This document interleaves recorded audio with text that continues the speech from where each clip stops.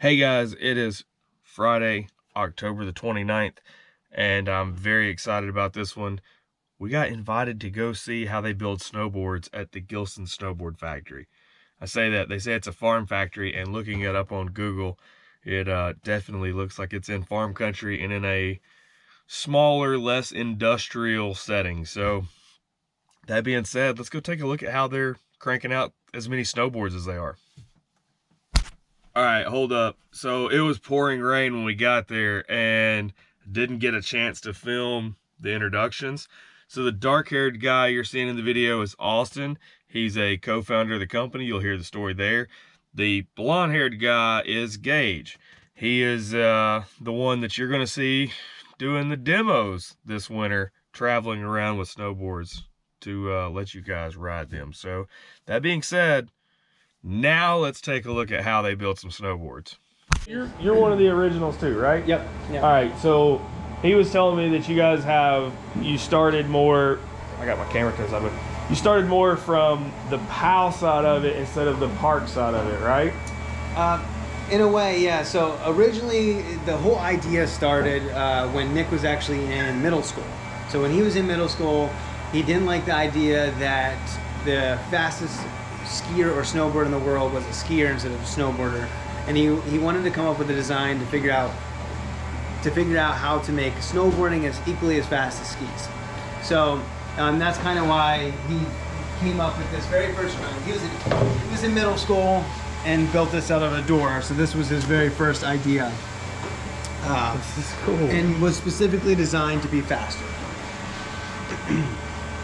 So in our process, so this was the prototype. Then Nick and I were both middle school science teachers in Nashville, and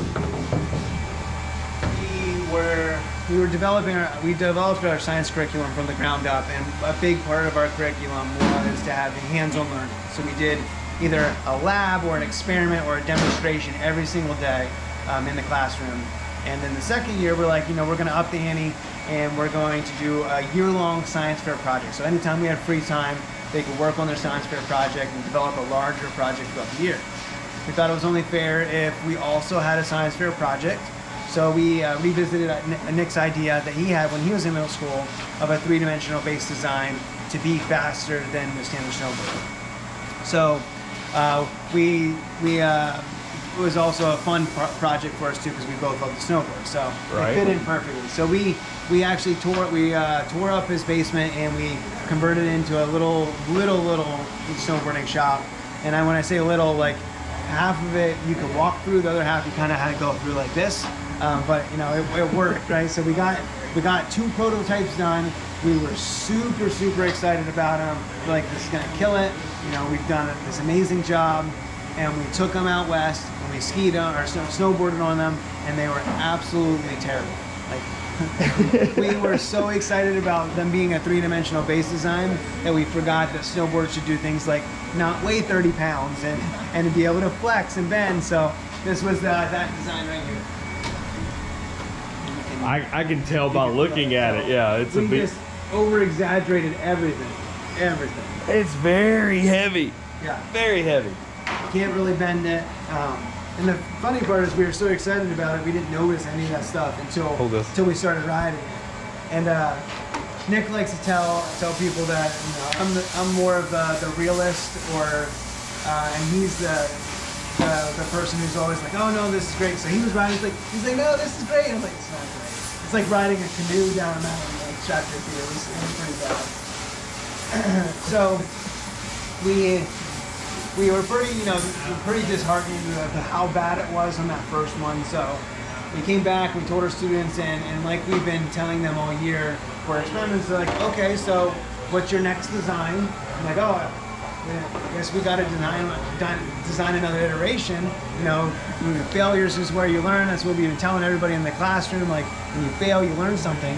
Right, so, they threw that back in our face, and so we had to go back to the drawing board. And we realized and we really analyzed what was wrong with it. Wasn't necessarily the idea of the three-dimensional base. It was the fact that we just built a poor snowboard and we over-exaggerated everything. So this is like 3/4 of an inch of a three-dimensional face. It's just super thick. So our next iteration, we toned everything way down.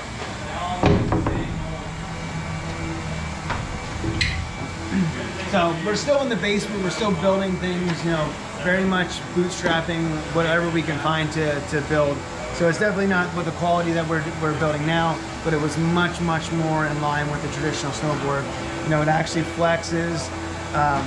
You can see that we dropped to a 1/16 of an inch as far as our base design goes. Much more subtle. And it rode much better. Okay. And the original idea was to be faster than a traditional flatboard snowboard, and it was as well. So this design was about 26% faster than a traditional flatboard. We had a sled and everything. We tested it, and we slid on like on our design. And it worked great. What we didn't really expect was we also let people ride them that when we went out and we tested them. That it turns out people can already go uncomfortably fast on skis and snowboards, and it wasn't a huge sticking point. But what we kind of stumbled on was this soft edge, or that rounded, you know, elevation of that edge, gave you a really soft, buttery feel, super surfy, almost like an extreme rocker. But then as soon as you did a little bit of a lean and engage your metal edge, you had all the hold of a traditional camber. It was poppy. It was just like a really great design because it kind of married the best of both worlds of the rocker and the camber boards. It just was a lot of fun to ride. Awesome. So that's kind of what we stuck with then. And you know, after a year of teaching, we were like, you know, let's try it. Let's make it into a company. So we still had some more design iterations that we went through, but this was pretty close. And from there, we're always trying to innovate. We're trying to get better. So even these aren't the most up-to-date ones, but you can see that it's even more subtle. We softened those transitions up. We had some flow models done on it so that you're not, you know, it's not tracking too hard one way. And we really just keep tweaking it from there to make it better and better. So awesome. I like the just straight up homegrown. Yeah. Like every bit about it. So that answers the question. My question was, what started the soft edge? Was it freestyle or was it what? And speed. That's what started. Yeah, that was the original idea. Is like, you know what? This is going to be strictly for speed.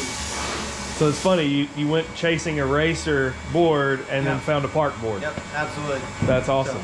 That's awesome. What's this rendition right here? So this is just the very first one when we moved into this shop that we did. It's like very similar iteration as the last one. But yeah. How many years ago would this have been? Oh, let's see if we put a date on it. When was I? That should have been 8 years ago, I think. 8 years ago. Okay. Is that right? You said new in the shop? Yeah, this is the first one we ever built in this shop. And this was a separate shop than the Donkey Barn, where you were building before, with also your own home-built machinery, but upgraded into here. It's 8 years now in this shop. Just getting my own So when we moved we were in Nashville, and we were doing this on Nashville. We decided to move back up to this area because I'm from the area originally, and had a lot of resources. You know, when you're starting a business, especially in manufacturing, it's expensive. And so we commandeered my dad's wood shop, which was in front of our horses and donkeys. So we commandeered that for a year and worked out of that, which was great. Got kind of settled in, got a little bit more of a process done, and then this was actually my grandfather's property. He had passed away, and it actually went up for auction, and someone else bought it. And I thought about it, and I thought about it just a little bit too late. I'm like, this would be a perfect property for it. You know, it's a fairly big building. We could have produce a lot of boards here, but it was just too late. And this lady went on vacation, came back, and just thought about it on vacation. It was like, it's too much property because it's 17 acres and 3 buildings. She's like, I don't need all that, and actually backed out of the deal, which gave me enough time to talk to the family and make an offer, and then I ended up purchasing. Cool. So. Cool. Good story behind it. Yeah. I love it. Yeah, very serendipitous. And I love all the random stuff that we find on the road, and getting to actually hear these stories instead of just seeing you guys online and seeing, a snowboarding company.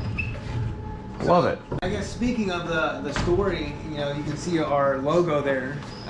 Yes. If you have any idea what that is? It kind of looks like waves. Yeah, heard that. Kind of looks like mountains. Yep, absolutely. So the true like inside story to that is, you know, originally we were going for speed, right? Right. And the reason that it would be faster than a traditional flat board was two reasons. One, we reduce our drag coefficient, and two, we lift our metal edges off the snow, which have a higher coefficient of friction. Right. So if you remember back to physics and the look of the symbol for the coefficient of friction is the mu, which is basically an M. It's a straight line and then to like an M symbol. Right. And we just stylized the mu, so it's a stylized mu. That's cool. For a nod to our original, you know, quest to make the fastest. That is awesome. I love the stories behind ties it. together the two things that you said it looks similar to is mountains and wave, which is bringing hydrodynamics into the mountain, you know, sports industry. That is sick, man. I love it. Love it. All right, so in this room, this is our climate control room, and this is where we do the pour sidewall. So it actually starts out here and then comes back in here. And the very first step is, you can see, we cut a notch in our core for our sidewall. So this is a poplar core, and we'll glue in the UHMW sidewall, and then for the nose and tail we use a pourable sidewall. So it's just a 2-part liquid plastic, pour it, and then it sets up in there, and that gives you that really good protection for when you run into shit. So awesome. Yeah, helps keeps it hydrophobic, and then also just make sure that you're good and impact resistant. Sweet. And it actually bonds with the wood, so it's actually I never really realized secure. how thick a core starts out. Yeah. Like, that's what, close to a 1/2 inch? Yep, exactly. Man. Yep. I would have never dreamed. I thought they actually started out thinner than that. So they actually start out even thicker than this, and you can see all these pieces in here. Right. And the first step that we do, we have another company that's right down the road called Stanley Woodworking, and they'll face glue a bunch of them together. Right. So it's about 5 inches wide, and then 6 inches tall, and then 7 inches long, or 12 inches wide and 7 inches long. And we take them and we resaw them then. Okay. What that does is, wood is naturally, varies as it grows, right? So the different rings or different seasons have different distances between the rings, causes different flex patterns. So what we do is we mix a bunch of them in there together so that you have a more consistent by making it more inconsistent. So you don't have just one wide piece of lumber, which would give you a weird flex pattern. I came from flooring and laying hardwood. Yep. You blend it so that you don't see one variation in it. Yep. Exactly. I mean, I get it. Yeah, absolutely. So. Cool. Yep, and then once we have the port sidewall in here, they'll actually go back out and they'll get plane flat, and then they'll go into our CNCs, and we'll go check those out. All right.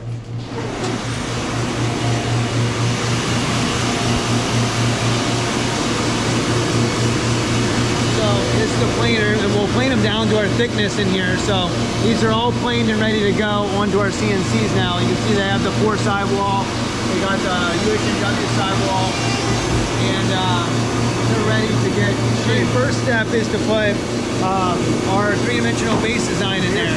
So that's like the roughing of it. The very first step, we'll rough it into the core, and that's where we get that soft edge and our 3-dimensional base. For snowboards, that's when we'll drill out our inserts as well. So your insert pack gets put in, and that's it, and then it gets cut out. So right now it has bonding to the wood. So we'll actually cut it out to the correct shape then as well. Okay. So here you can see the base profile. That's done now. So here's the inserts. Insert packs. Can you see them from the other side? Yep. So, So the screws that you actually screw your binding into, that's what an insert is, and you hear us talk about that. Now, when they come off the base profile, they're still completely uniform all the way across. But as you know, snowboards need to bend in certain places. So they'll actually go into our other CNC then, and they'll get what we call a top profile done on them, and it puts our flex patterns into it. So, on some of our boards, it'll take some out in the middle. On this board in particular, it basically just takes them out in the nose and the tail to give you that flex pattern that you want for this particular board. Cool. So I know from wakeboarding back in the day, we had issues with inserts spinning. I'm looking at your your solution to that is hexagon backs on it so that they won't spin. So what happens in our layup process then is, you know, we put epoxy down, and we'll get to this, but and fiberglass that fills in those gaps and just locks it in place. Right, right. Cool. Well, so wakeboards back in the day, they were actually sticking inserts into styrofoam and then fiberglass around it. So it's very common for you to get your inserts to spin. Here you can see the inserts too. The inserts also have, like you can see on around them, they get pushed in there. Epoxy fills in those gaps, so it really locks it into place. We've actually, one of the other guys here, when we did demos, he was always overly worried about getting, you know, jazz feet, so he would tighten the binding screws so tight that he would take and he'd push out the bolt down through the bottom of a board. Oh man! So and they still didn't spin, so they're locked in place. Awesome, awesome. But you don't want to do that. You don't want to like drive your screw through the bottom. Absolutely not. I'm like looking at the I'm like waxing. I'm like, what are these bumps from? And I like looked on the inside, and you can see it punched out right down through. It's crazy. Man. This one over here is doing the top profile now for our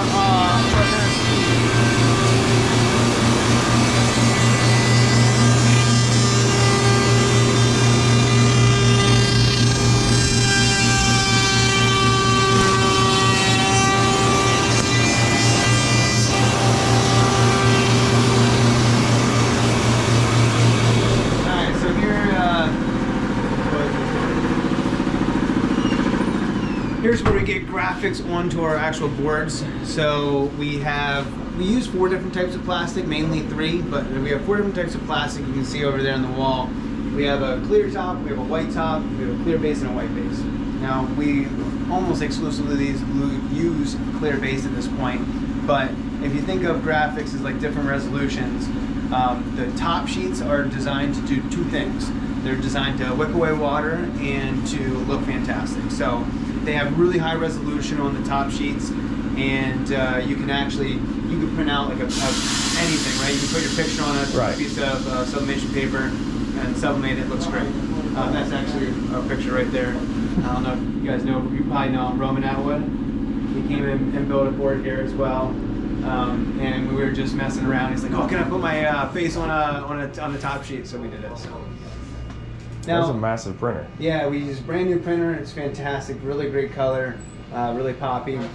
For our bases are designed for a little bit more. They're designed for performance. Right. You want them to last a really long time, and you want them to slide really fast. So we use a sinter base material, which is a little bit harder, a little bit faster, especially when you have that wax applied to it. So, but because of that, it has more ridges and valleys in it. As a base material. And just don't get quite the resolution of you do in the top sheets. Right. So I think the top sheets is like 8K or 4K, and the base is that like base behind you right there? Yeah, so this is the base right here. That's pretty decent detail in there. I'm surprised. So this is just the paper right now, but you'll see the bases on there. So what we'll do is we'll put the plastic in the clamshell first, paper on top, and we heat it and pressurize it, and it gasifies that ink, and it actually goes and permeates into the plastic. So you cut our base, you'll see about, we do it on the back side, so you see about 30%, 40% penetration. Okay. So cool. It gives you that really like that 3D effect, that depth. Awesome. Interesting to learn. That's what we were asking about earlier. Yeah. So what's going on right here in front of us? So right now this is just a top sheet. Okay. You can see that right there. That guy right there designed. So awesome. Cool connection. I like it. Is it a redwood tree? Yeah, cedar. Yeah. So it's just been sublimated and it's just cooling right now, and then we'll size it and cut it to the next. Kind of closing the loop. That was a lot of what we talked about in the ability to do fewer boards, which is unique to us compared to other people in the industry where they have to ship a graphic out and print 500 boards in an order that's all the way in Asia, and then have that shipped back to get put into the rest of their production, and so everything that they do has to be very tested and safe, and they don't get to take a lot of risks on artists, and then they also don't get to bring in a lot of like smaller upcoming artists, and things like that. So there's a lot in the process here where being able to do a single print of somebody's face or something like that, and not have to use this huge process to go all the way overseas to then have something that comes back is. How much does it add to do something custom like that? Like, so to do a so if I'm going to order just a board that's in your normal lineup versus handing you that sticker and saying, can you put this on a board? What's actually physically different in the process for you guys?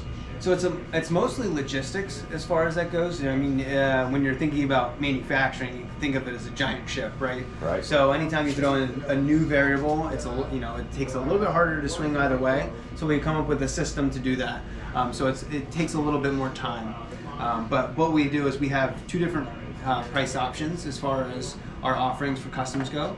So we can, if you're an artist and you're like great at Photoshop and you can have great artwork, we can give you all the templates and we can put it on your board for you for an extra $99. And then if you're more like myself who has great ideas but no artistic talent, we'll set you up with an artist and you can actually work together and develop your ideas and make it into a snowboard. That's an extra $199. Awesome. I dig it. Yeah, so kind of cool process. We have some great artists too, so it's fun. Yeah, I've actually met one. I met Oz. I rode with him at opening day at Keystone. So here's where we take and we transform the base material and the top sheets to get it ready for layup. Right. Top sheets are pretty simple. We'll put a piece of transfer tape on them, basically just protect them from epoxy or scratching and later in the process. And our bases go through a bit more of a transformation. The first step is they'll get routed out to the correct shape and size that they're going to be. Right, and that's the process we just filmed, right? So we showed sublimation. So they have the graphic on now. They come over here as a square because they're still in a square piece of plastic. Okay. Now we look at on our manufacturing kind of agenda or sheet. We decide, okay, this one here is going to be a 183 all mountain ski. No, it's not. And 173 all mountain ski. And we'll router it to that shape. And then after it's shaped, we'll apply the metal edge. So you can see a metal edge on there. The spool's over there. It comes off in a spool, and then we tweak it to a rough shape. And then these guys here are the master edgers, and they'll apply it onto the plastic themselves. Cool. So that's what the inside of your edge is. And to me, I'd really say that's probably the most skilled handcraft part to a board, and I'm looking to you for approval on that. That all depends who you ask. I'm sure each room is like, nah, this is the most skilled. Mine's the hardest. So here you can see a snowboard. You can see that metal edge on there. So you actually put the metal edge on the graphic itself. I thought he was putting it on a ski rig. So this is the ski. This is your base. Right. That's what visually touches the This snow. is the very bottom layer of your sandwich construction. Right. But I would have assumed that you put the metal edge to the core and then put this to that. So this is different. So the core has sidewall, and that's exposed to the outside. Right. So that actually extends past the metal edge slightly, so that we can trim it up so that it's all exactly the same. Got you. So yeah, that's what it looks like. Then when we lay the epoxy and fiberglass on there, that'll actually knit together, so it's a really sound lamination bond. That is awesome. So yeah, now we pretty much have all the pieces. So we talked about the core, we have the graphics on our plastic, we have our plastic, and now it's going to come into our layup room where all the magic happens. So here you can see, now that we talked about, we have the base material, we have a core, we have our VDS, which is a dampening rubber to create a good bond between the metal edge and the fiberglass. And what we're going to do is we're going to lay them all up together in a wet lamination process using epoxy and fiberglass, and then squish them together so that they become our final shape, and which gives them strength and rigidity. Awesome. So this is just missing the glass, which is over here. So we have an impregnator, and basically what that does is it sends it through 2 rollers, and a resin bath, so we get our exact weight and saturation level that we want. It keeps our boards really consistent as far as weight goes, as well as just gives them the optimal strength. Cool. So he's cutting them out, and then these guys are applying them. So they'll put all the different layers together, that base material, fiberglass core, fiberglass top sheet, and then we put it into our adapter, and we'll put it into our press right here. And this is where we get our final shape as well. So this is a freestyle mold. This is for the Undead. So this is the Undead shape. So it's a hybrid rocker kind of combination. Super fun board. But so how is this pressing? Is this inflating and pushing up? exactly. So we kind of developed our own pressing system here. That is cool. And these bags are filled with hot water. So we pump them up to pressure, and then we heat them as well. So that delivers our heat and our pressure, and that allows these to cure a lot quicker than if they're just an ambient temperature. That is awesome. Yeah. That's awesome. So definitely a learning curve as far as this goes, but you know, we're kind of experimenting. Looks like it's working. Doing it. Yeah, absolutely. Can I get a Being shot? incredibly humble over there. This is like some proprietary, like made in house, unique to the industry.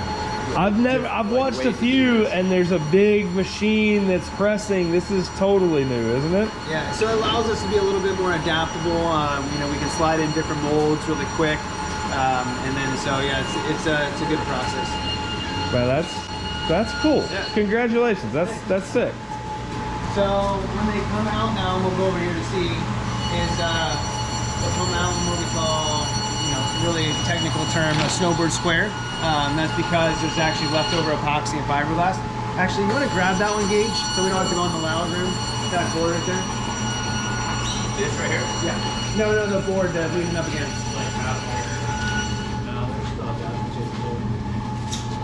That's fine. So you can see here, now this is coming out of the press. This is what we call a snowboard square, and we can take it out of its adapter here. This is, you're getting a sneak peek on a limited edition. Oh, sick. So you guys want to do the honors here? Here, feel it, AJ. Just a protective layer right now. Plastic. That way we don't get any epoxy or fiberglass on it.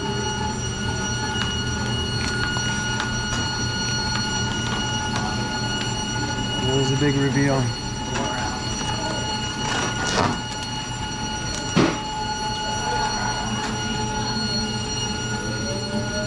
Oh, that is awesome.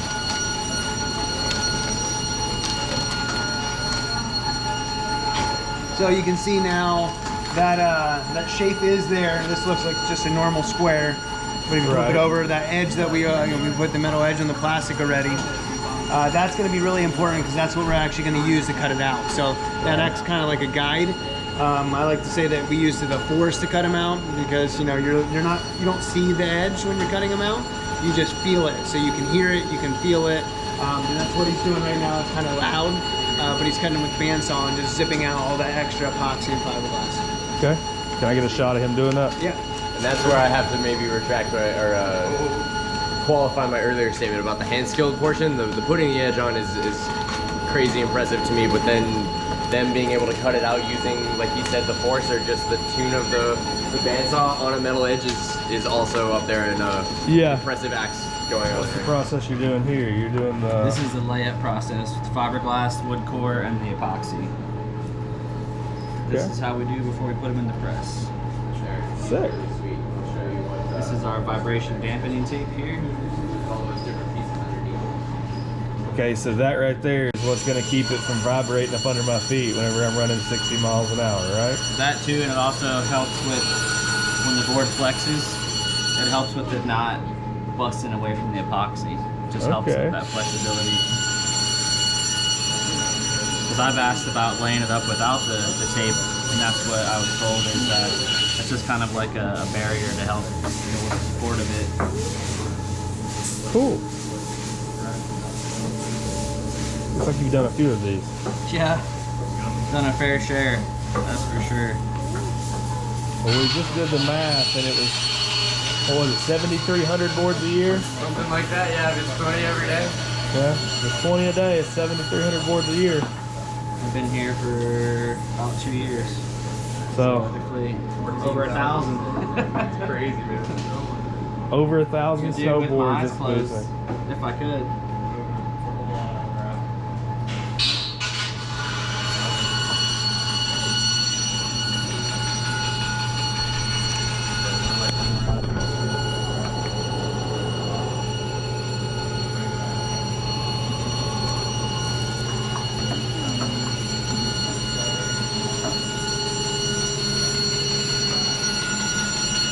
That's awesome.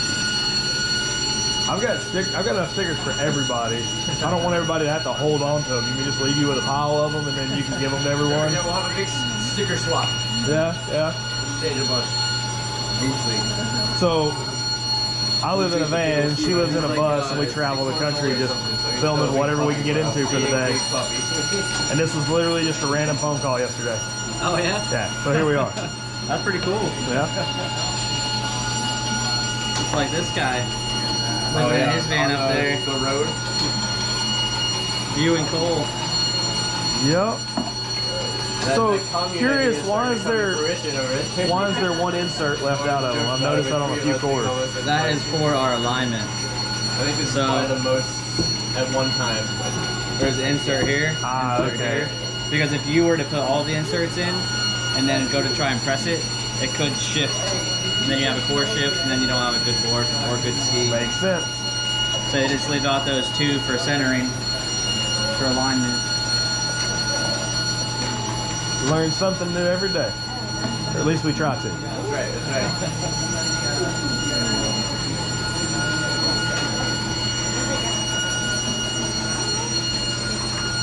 So that's the process before it goes into the press. And then you're doing top graphic there? Yep, last piece of fiberglass. And the top graphics right here underneath the table, ready to go on top glass. I gotta take my gloves off though for that part. If that's how you line up the... With that much glue, if he put his hands together, I bet he'd never get them apart. Maybe never It ever. would take a few hours. So that's how you layer or line up the bottom. How do you line up the top? Here, and there's a black mark on the nose and the tail. So it's eyeball. The top sheet, yep, it's all just eyeballing it. He's got his eyes on that stuff. We don't even know to look for it. Easy, those two.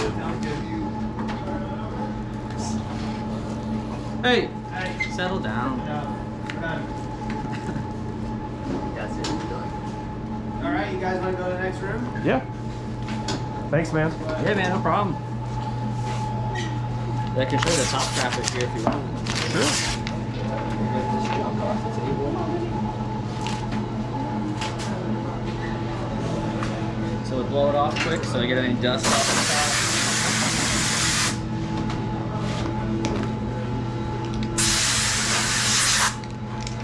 top. Cool. And yep, there's your marks. They're in there, they're in there.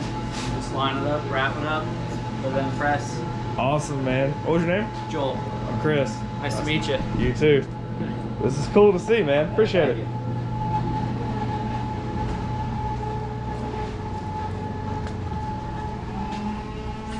Alright, so in the rest of that room, after it gets cut out, it'll get a quick edge sand. Then you know how your sidewalls are kind of tilted in. It'll get a chamfer, so we'll chamfer that edge, and then it's mostly just normal tuning from there. We'll do a an edge angle on it, base edge angle. We'll run it through the sander and then the stone grind, get it nice and smooth so it slides well. The only last weird thing that happens is when we lay them up. Now these will already be done, but when we lay them up, there's fiberglass and epoxy and top sheet over all your inserts. So we'll take and we'll drill out those inserts and remove that epoxy that's above it, so then you can screw on your bindings. Then they come over here, and then we give them a hot iron wax. Make sure that we get that good penetration for that wax so that they slide real fast for you in the snow. Then we'll scrape them, we'll inspect them, and then we'll send them to the shrink wrapper, shrink wrap them, box them up, and ship them out. Awesome, awesome. So he's waxing right here? Yep, it's already waxed and ironed, and now he's just taking the scraper, scraping off all the excess, because you don't want any of that buildup. You only want to fill in the kind of ridges and valleys in the center base, and you want to remove the rest of the wax. So he's removing the rest of that wax so that it slides nice and fast. So the one question that I've been asking about Gilson, is there any kind of special waxing process because of that edge? Not really. We like to say that it takes an extra beer because it just takes a little bit more time to wax it. But you can wax it with literally anything. The only thing that we recommend is if you have a scraper that has a 90-degree angle, that you round your corners so you don't accidentally dig into your soft edge. So we like to use just regular.